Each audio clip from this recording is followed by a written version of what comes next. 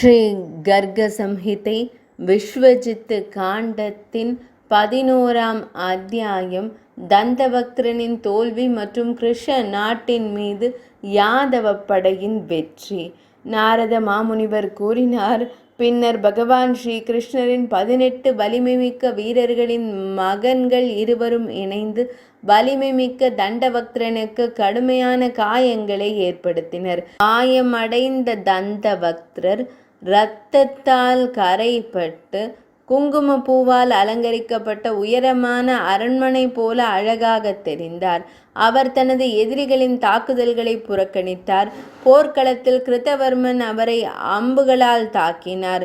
சாத்தியகி தனது வாளால் தாக்கினார். அக்ரூரர் தனது கதாயுதத்தால் வலிமை மிக்க வீரரை தாக்கினார். ரோஹிணியின் மைந்தன் சரண் கோடரியால் அவரை தாக்கினார். போரில் கடினப்பட்ட தந்தவக்ரர் சாத்தியகியையும் தனது கதாயுதத்தால் தாக்கினார். கிருத்தவர்மனை தனது கரத்தினால் தாக்கினார். அக்ரூரரை உதைத்தார். மேலும் சரணை தனது கரங்களின் பலத்தால் காயப்படுத்தினார். அக்ரூரர், பிருத்வர்மர், சாத்தியகி மற்றும் சரண் இந்த 4 வீரர்களும் புயலால் வேரோடு சாய்ந்த மரங்களைப் போல மயக்கமடைந்து தரையில் விழுந்தனர். அதன் பின்னர் ஜாம்பவதியின் மைந்தனான சாம்பன் தனது கதாயுதத்தை எடுத்து அதன் மேல் தனது கதாயுதத்தை வைத்து தந்தவக்ரரை தாக்கினார். தந்தவக்ரன் கதாயுதத்தை எறிந்துவிட்டு ஜாம்பவதியின் மகனான சாம்பனை பிடித்து தனது 2 கரங்களினாலும் போர்க்களத்தில் வீசினான். பின்னர் சாம்பனும் எழுந்து அவன் பாதங்களை பிடித்து தரையில் வீசினான். அது ஒரு குறிப்பிடத்தக்க விஷயம். தந்தவக்ரன் எழுந்து நின்று புன்னகைத்தான். அவனது குரல் 7 உலகங்களிலும் பாதாள உலகத்திலும் எதிரொலித்தது. கொடிகளால் அலங்கரிக்கப்பட்டு 1000 குதிரைகளால் இழுக்கப்பட்டு 1000 சூரியன்களைப் போல பிரகாசிக்கும் தெய்வீக தேரில் ஏறி வந்து கொண்டிருந்த வில்லாளிகளில் சிறந்த பிரத்யும்னனை கண்டு தந்தவக்ரன் இந்த கடுமையான வார்த்தைகளை கூறினார். தந்தவக்ரர் கூறினார், யாதவர்கள், விருஷ்ணிகள் மற்றும் அந்தகர்கள் அனைவரும் அற்பமானவர்கள், பலவீனமானவர்கள், முக்கியமற்றவர்கள், போர்க்களத்தை விட்டு ஓடி போகிறவர்கள், போருக்கு அஞ்சுபவர்கள். மன்னர் யயாதியின் சாபத்தால் உங்கள் புத்திசாலித்தனம் மங்கலிட்டு விட்டது. நீங்கள் ஊழல் நிறைந்தவர்கள், ஊழல் மிகவும் நிறைந்தவர்கள். தாம் வெட்கமற்றவர், நான் தனியாக இருக்கிறேன், தாம் பெரும்பான்மையாக இருக்கிறீர். ஆனாலும் அநீதியின் பாதையை பின்பற்றி மத நூல்களின் அலங்காரத்தை அளிக்கும் பாவிகளான நீங்கள் என்னுடன் சண்டையிட்டீர்கள். உங்கள் தந்தை பகவான் ஸ்ரீ கிருஷ்ணர் ஒரு காலத்தில் நந்தரின் கால்நடைகளை மேய்ப்பவராக இருந்தார். அவர் மாடு மேய்ப்பவர்களின் எஞ்சியவற்றை உட்கொண்டார். ஆனால் இன்று அவர் யாதவர்களின் கடவுளாகிவிட்டார். மாடு மேய்ப்பவர்களின் இல்லங்களில் இருந்து வெண்ணெய், தயிர், நெய், பால் மற்றும் மோர் ஆகியவற்றை எடுத்தார், அதாவது திருடினார். அவர் ராசமந்தலில் மையல் நாயகனாக நடனமாடினார்.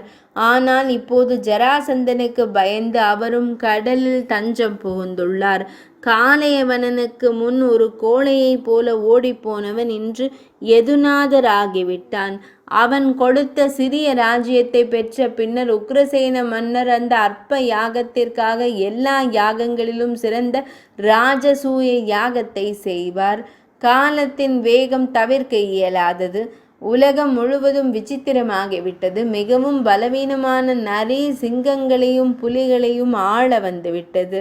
பிரத்யும்னன் கூறினான், நிந்தனை செய்பவரே, முதல் குண்டில் நகரத்தின் யாதவர்களின் மகத்தான சக்தியை நீங்கள் பார்த்திருக்க மாட்டீர்கள். ஆனால் இன்று இதை இங்கே காணுங்கள். கிருஷ மன்னரே, நீங்கள் என் உறவினர்கள் என்பதை அறிந்து நான் உங்களுடன் சண்டையிட விரும்பவில்லை. ஆனால் நீங்கள் பலவந்தமாக போரை ஆரம்பித்து விட்டீர்கள். இது உண்மையில் வேதங்களால் அங்கீகரிக்கப்பட்ட ஒரு செயல். நந்தராஜர் உண்மையில் துரோணரின் வசு.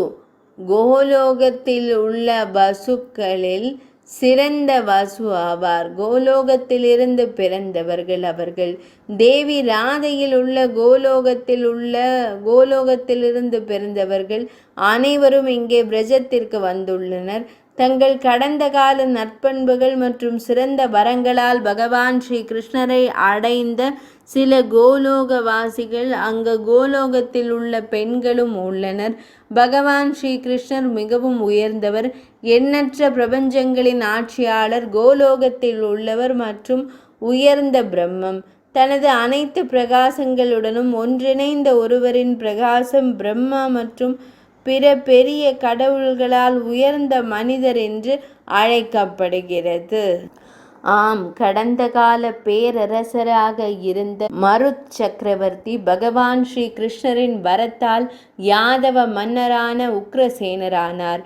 நீங்கள் இரக்கமற்றவர், ஒரு முட்டாள், சிறந்த நல்லொழுக்கமுள்ள ஒரு சிறந்த மனிதரை விமர்சிப்பவர்.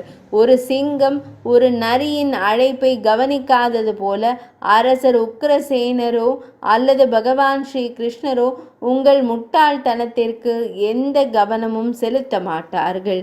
நாரத மாமுனிவர் கூறினார், அரசரே, பிரத்யும்னன் அப்படி ஒரு விஷயத்தை கூறியிருக்கிறான். இதை கேட்டதும் போதியில் இருந்த தந்தவக்திரன் ஒரு கனமான கதாயுதத்தால் தன் தேரை தாக்கினான். அவன் தனது கதாயுதத்தால் தேரின் 1000 குதிரைகளை தாக்கி கர்ஜித்து அவற்றை வீழ்த்தினான். அவரது பயங்கரமான வடிவத்தை கண்டதும் அனைத்து குதிரைகளும் ஓடிவிட்டன. பின்னர் பிரத்யும்னனுக்கு தன் கதாயுதத்தை எடுத்து அவன் மார்பில் பலமாக தாக்கினான். அந்த அடி அசுர மன்னன் தந்தவக்திரனை நிலைகுலைய செய்தது. இப்போது இருவருக்கும் இடையே ஒரு கடுமையான கதாயுத போர் நிகழ்ந்தது. கதாயுதங்களால் ஒருவரை ஒருவர் தாக்கிக் கொண்டு 2 வீரர்களும் போர்க்களத்தில் ஒருவரை ஒருவர் மிதித்து கர்ஜித்தனர். அரசரே, அவர்களை காணும் போது 2 சிங்கங்கள் ஒரு மலையில் சண்டையிடுவது போல் தோன்றியது. தந்தவக்திரர் பகவான் ஸ்ரீ கிருஷ்ணரின் மகனை 2 கரங்களினாலும் பிடித்து தரையில் வீசினார். ஒரு சிங்கம் இன்னொரு சிங்கத்தை வலுக்கட்டாயமாக எடுத்து வீசுவது போல பிரத்யும்னனும் எழுந்து நின்று அவனது 2 கரங்களையும் வலுக்கட்டாயமாக பிடித்து தன் கரங்களால் முறுக்கி தரையில் வீசினான். பிரத்யும்னனின் அடியால் அவன் இரத்தம் தரையில் கக்கியது. அவன் எலும்புகள் நொறுங்கின. அவன் உடல் தளர்ந்து போனது. அவன் மயக்கமடைந்தான். அவன் தோற்றம் பயந்து போனது போல் தோன்றியது. தந்தபக்தர் பூமியின் மேற்பரப்பில் தேவேந்திரனின் இடிதாக்கிய மலையைப் போல நின்றார். அவரது உடலில் தாக்கம் பூமியையும் கடல்களையும் உலுக்கியது.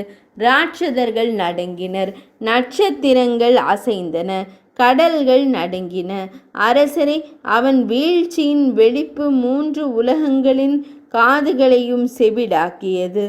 அந்த நேரத்தில் கொடுமையான மன்னரான பெரிய முனிவர் விருத்த சர்மா மகாரங்கபூரிலிருந்து ராணி ஸ்ருததேவாவுடன் வந்தார். யாதவர்களுடன் ஒரு அழகான ஒப்பந்தம் செய்ய விரும்பினார்.